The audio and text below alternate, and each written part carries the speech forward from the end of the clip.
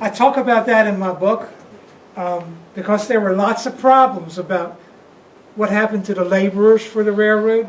Some of that had to do with what these people were told to get here. It had to do with the contractors who brought the people here and they weren't faithful. In some cases, there's even been writing, and you've seen it in different places, a group of blacks were told, they came up from the south, they're told how you didn't need much clothes because there's great weather up here. And they arrived in the winter, and the people in Lowville took care of them when they came out of the woods. And a lot of people, the newspapers got on Webb's people, what's happening, how are they being treated? And he found those problems and he took care of it as much as he could.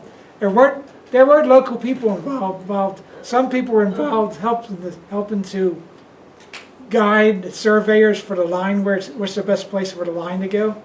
A lot of people were taking care of the horses, local people taking care of the horses for the laborers and all that. So there were local people involved. Some of them later started hotels here. And they had to hunt for meat to feed them. So there were local people involved that way. That was a good question.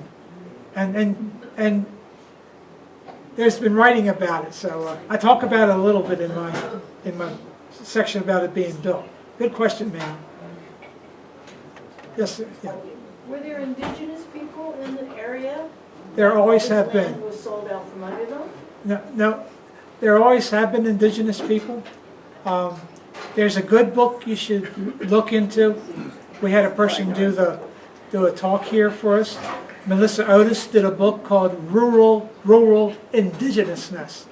She shows you how Native Americans have always been here and why it's hard to find out where they were.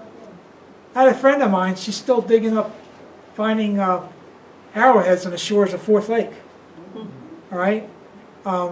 That's why the Arrowhead Hotel got called that, because the gardener found arrowheads on the shoreline there.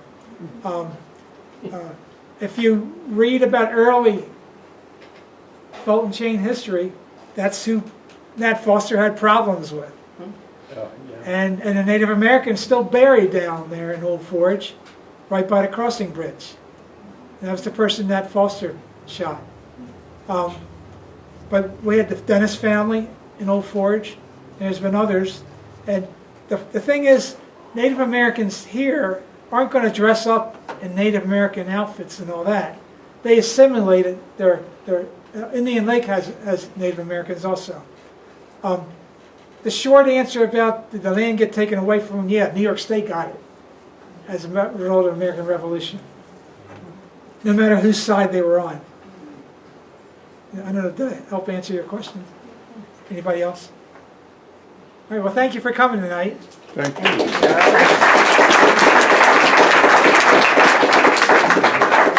Charlie, announce the membership meeting.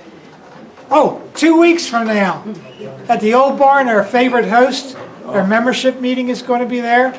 And the illustrious David Gribno is going to give us a story about the birth and Gribno families. And Buffet at 5. free buffet at 5. Thank you, Linda. You got to smack me every now and then. Thank you, Charlie. Sure. It was great. Thank you. Good seeing you. Take care. Thanks, Charlie. Oh, I kicked it before I turned it off.